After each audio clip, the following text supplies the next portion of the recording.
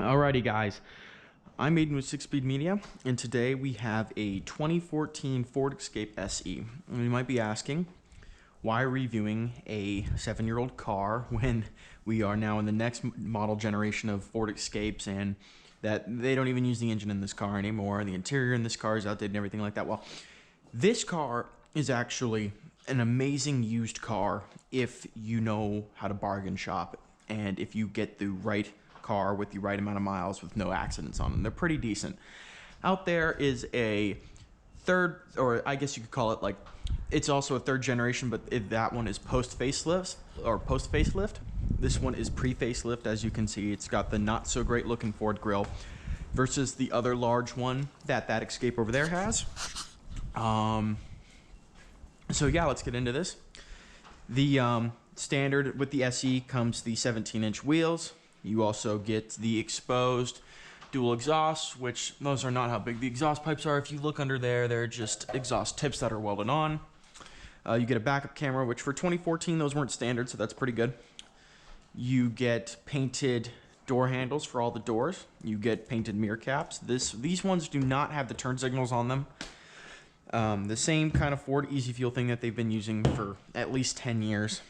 What else do you get on this thing? You get the code for the door, the signature Ford keypad for the doors.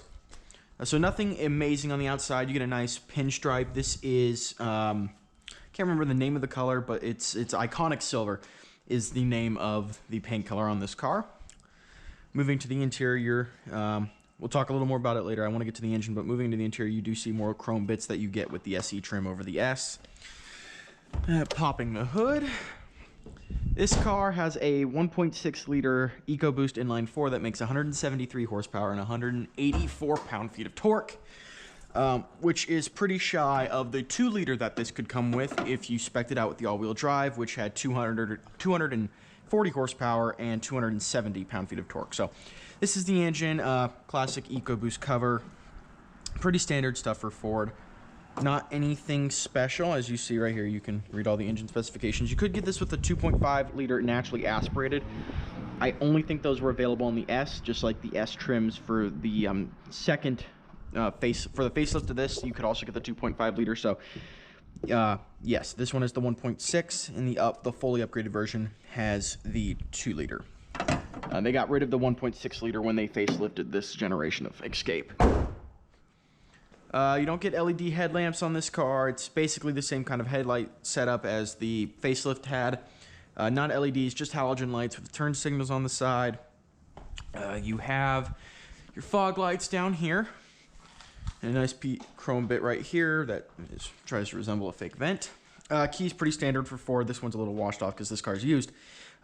Lock, unlock, and alarm. If you had, I believe the titanium had a power lift gate, so you could press the power lift gate button right there to open it up.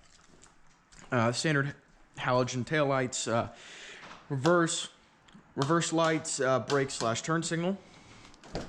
You open the back, you have your license plate cover lights. All right, you move into the back here. Pretty standard for a Ford Escape, about the same size. If you look under here, you have your space saver spare tire, or also known as a donut. You have your oil filler cap, your fluid filler cap, just in case you need one of those, and your tire iron that Ford provides. Now you pull that back out.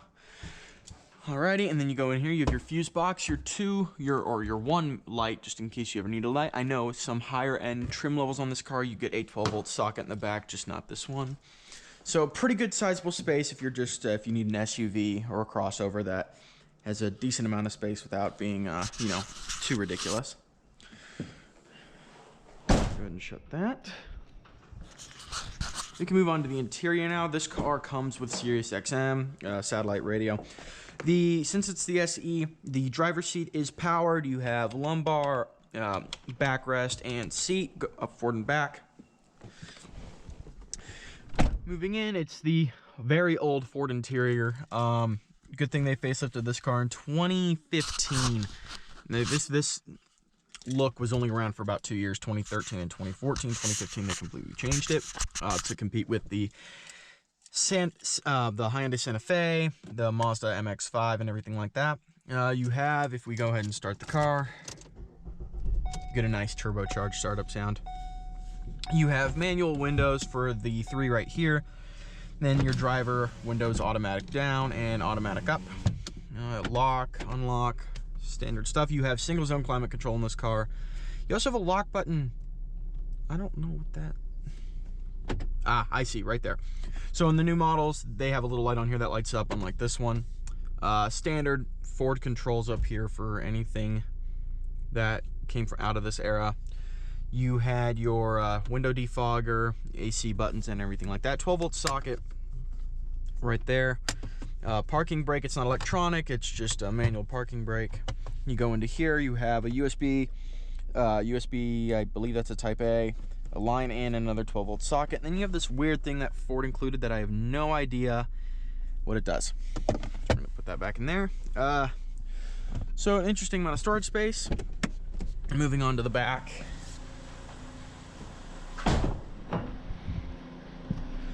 So pretty not great. For me, I'm about, I guess the seat's pretty far back. I'm about 6 feet tall, so decent leg room. You got a nice for armrest right here for drinks in your arm. Seat belt for the middle seat, and then you have your manual windows right here, which you can be locked. Those can be locked up front. You also have a 12-volt socket right here. Some storage, so everything's pretty standard. You have the contrast gray black seats with looks like a white piping line and white or silver contrast stitching. So pretty standard for the back of an Escape. The new one, the 2020, is about the same size in the back as well. You also have disc brakes all the way around, unlike like a Focus from this area, which would have drums in the front, or sorry, drums in the back and discs in the front. You do have disc brakes all around because the vehicle is heavier. Now, for drive modes, you do have a standard PRND, and then you do have Sport in these cars, which we will try that out. Manual gear shifting right here, up and down on the shift column, not paddles or anything like that. Pretty standard Ford infotainment system. This was before, this infotainment system is when Microsoft was working with Ford to make Sync. They changed it in 2015. Ford started partnering with BlackBerry to make their new Sync system, and they still do to this day. Not much. The car gets decent fuel economy. This one gets 23 city, 30 highway. Pretty decent. 14.5 gallon fuel tank. So if basically the standard Ford stuff. But yeah, let's get to the speed. We can get moving. Alrighty. If you look over there, that is the ST I reviewed. Right there, that one's brand new. Alright, just make sure. So, the lowdown torque on this thing with that EcoBoost, even though it's a 1.6 liter, is actually very good. The steering is a little light in the middle and it's a little floaty, but you know, it does remain tight enough to the point where you're not gonna have a problem going around a corner. Again, the turbo in this provides a decent amount of low-end torque, better than the naturally aspirated 2.5 liter you could get with this. And it makes a decent sound for being a 1.6 liter as well, though it does still sound like a small, puny inline 4. Go ahead and make this turn, and then we'll put it into sport mode for this little shindig back here, this 1 mile stretch of just empty road with no cops on it. I'm not going to explain where this is in the country, but you know.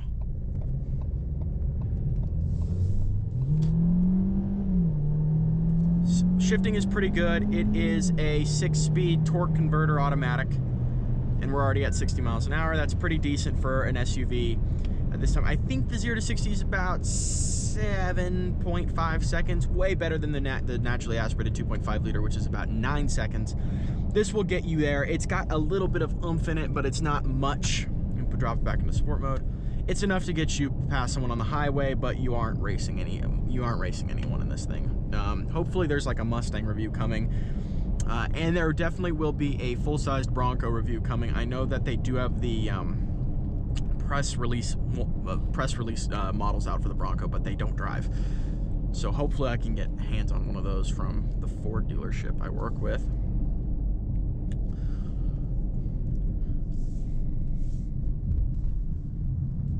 You do have blind spot mirrors. That's pretty standard on Ford for them to give you built-in blind spot mirrors on each side. Those are almost as good as the blind spot monitor, the BLIS system that Ford makes you pay for with Ford Copilot. So nothing necessarily, it rides pretty well. The road noise is there. It's mostly wind. The tire noise isn't terrible. It's mostly wind that you hear, but it is there. You're not very isolated from the outside. You're out there, but you do feel safe driving this car. I do have a bit of leg room. I mean, the problem I always find with these small compact SUVs, no matter who you buy them from, I always have a struggle because I like to sit up high. So the wheel being down and out of the way of the gauge cluster becomes a problem because my leg runs into it when I go to lift off the gas and put my foot on the brake. But right now I have it set up pretty perfectly. There's only, I believe there's only one, two, three, I think it's only a 6-speaker audio system. It's just the standard Ford one. Nothing special in this car. I believe it could be spec'd with the Sony. I could be wrong, but I believe it could be optioned with the Sony sound system on the titanium trim and the SEL trim. Or no, this generation did not have an SEL, but it went SSE titanium. The titanium had the Sony audio system, and it had the larger sync system. These mirrors are not calibrated for me.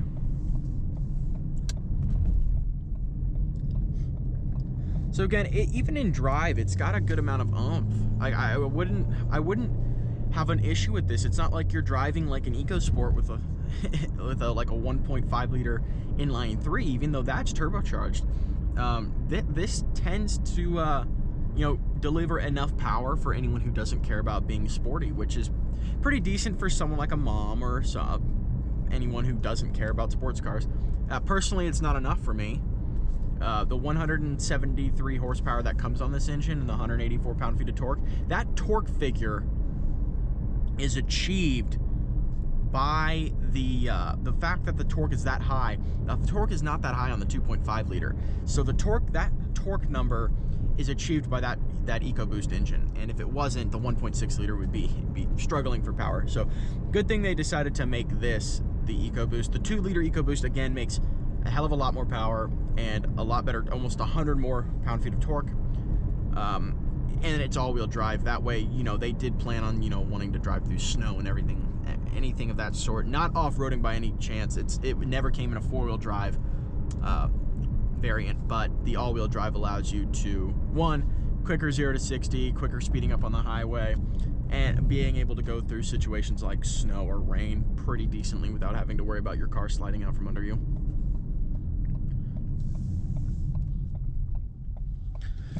Now, what I've noticed with this car, and it's if you put your foot into it, I don't know if the GoPro will pick it up, but if you put your foot into it, you can hear the turbo spooling, and then you can, when you let your foot off the gas, you can hear the, I think it's called an evap, or I don't know, the air goes out of the turbo. It makes a sound. It makes the nice turbo spool sound when you let off the gas, which is pretty nice for anyone who's like, oh, I like it sounding mildly sporty without having to pay for that amount. But I know if you unplug something in the engine and you do it, you can actually, it deregulates the turbos, the excess valve for all the air, and it makes a lot louder of a turbo noise.